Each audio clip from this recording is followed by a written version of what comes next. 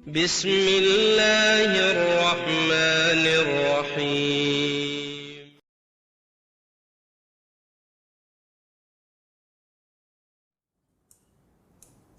Ustaz, bolehkah tadarus Al-Quran bersama-sama di masjid pada bulan Ramadan dari sehabis tarawih?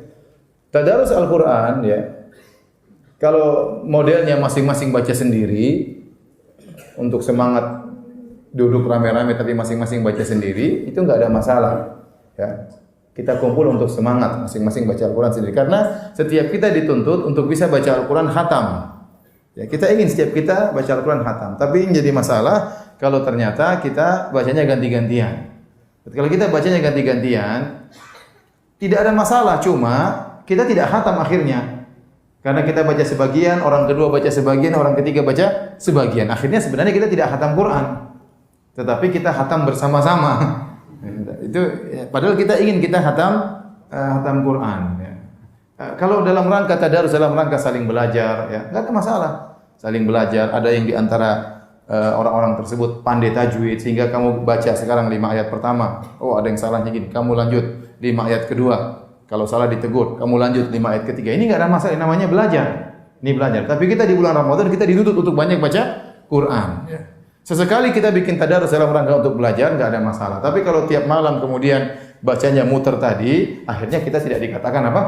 Khatam. Ya. Padahal kita dituntut untuk bisa khatam Quran. Ya. Maka saya tidak anjurkan karena kita ingin bahwasanya setiap orang khatam Al-Quran. Kemudian saya ingatkan kepada ibu-ibu yang juga suka tadarus, ya. Ibu-ibu sebaiknya baca Quran di rumah, tidak perlu kumpul-kumpul. Ya. Sebaiknya baca Quran di rumah, tidak perlu kumpul-kumpul. Ya. Apalagi kumpul-kumpul tadarusan pakai mikrofon. Nah ini kadang-kadang didengar oleh tetangga, didengar oleh banyak orang. Ini ada beberapa hal yang saya kurang setuju. Pertama, ini membuka pintu riya. Ya. Ibu kemudian pas bagian dia, kemudian dia baca dengan sebaik-baiknya, ya, karena dia tahu orang satu kampung dengar, ya.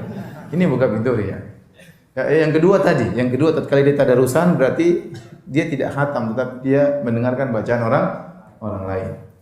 Yang ketiga, khawatir mengganggu orang, ya. Mengganggu orang, sudah malam, orang mau tidur, orang mau istirahat. Mungkin dia ingin tidur cepat supaya bisa bangun malam, sholat malam lagi. Kita nggak tahu, masing-masing orang punya keperluan berbeda-beda. Kemudian juga khawatir menimbulkan fitnah, ya. Tatkala seorang wanita suaranya merdu, bacaannya bagus, tajwidnya bagus, ada yang dengar bapak-bapak, suara siapa itu? Mungkin pertanyaan pertama, istri siapa itu?